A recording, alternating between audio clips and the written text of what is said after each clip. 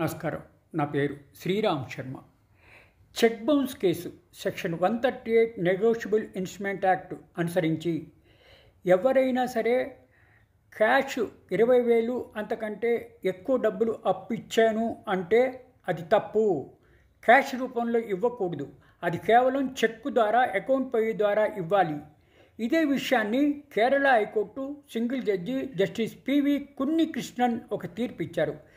Check bounce కేసుల్లో complainant 20 అంతకంటే ఎక్కువ వేలు క్యాష్లో ఇచ్చాను అంటే అది వ్యాలిడ్ కాదు అని కేరళ హైకోర్టు తీర్పు ఇచ్చింది. 20,000 అంతకంటే ఎక్కువ డబ్బులు నగదులో అంటే క్యాష్లో ఇచ్చాను అంటే అది లీగల్లీ ఎన్ఫోర్సబుల్ డెట్ కిందకి రాదని కేరళ హైకోర్టు తీర్పు చెప్పడం జరిగింది.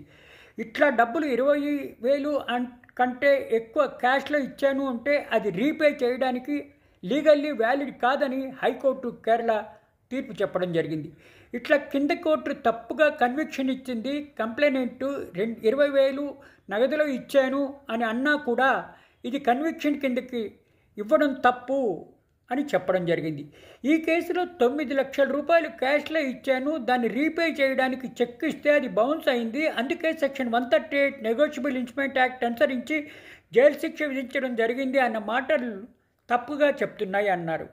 Section 269 SS income tax act 1961 అనుసరించి 20,000 అంతకంటే ఎక్కువ డబ్బులు ఇవ్వాలి అంటే అకౌంట్ పై చెక్ ద్వారా ఇవ్వాలి.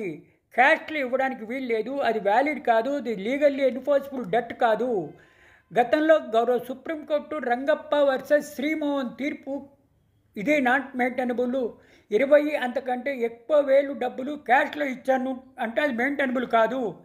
కేరళ హైకోర్టు జస్టిస్ పివి కున్నికృష్ణన్ ఇదే తీర్పును చెప్పడం జరిగింది. ఈ తీర్పు ద్వారా మనకి తెలిసేది ఏంటి? ఎవరైనా సరే అప్పు 20 అంతకంటే ఎక్కువ వేలు క్యాష్లో ఇచ్చాను, అందుకే ఈ చెక్ ఇచ్చాడు, అది బౌన్స్ అయింది కాబట్టి అది సెక్షన్ 138 నెగోషియబుల్ ఇన్స్ట్రుమెంట్ యాక్ట్ కింద ఆయన్ని జైలుకి పంపించాలి అంటే అది మెయింటైనబుల్ కాదు. ఈ తీర్పు ద్వారా మరొకసారి తెలిసేదేంటి? Section 269 SS income tax act ప్రకారము ఎవరైనా అప్పు ఇస్తే ఈ 20 అంతకంటే ఎక్కువ డబ్బులు అది క్యాష్లో ఇవ్వడానికి లేదు, చెక్ ద్వారా ఇవ్వాలి. అది మెయింటైనబుల్ కాదు సెక్షన్ 138 నెగోషియబుల్ ఇన్స్ట్రుమెంట్ యాక్ట్ అనుసరించి అని మరోసారి తీర్పు చెప్తుంది.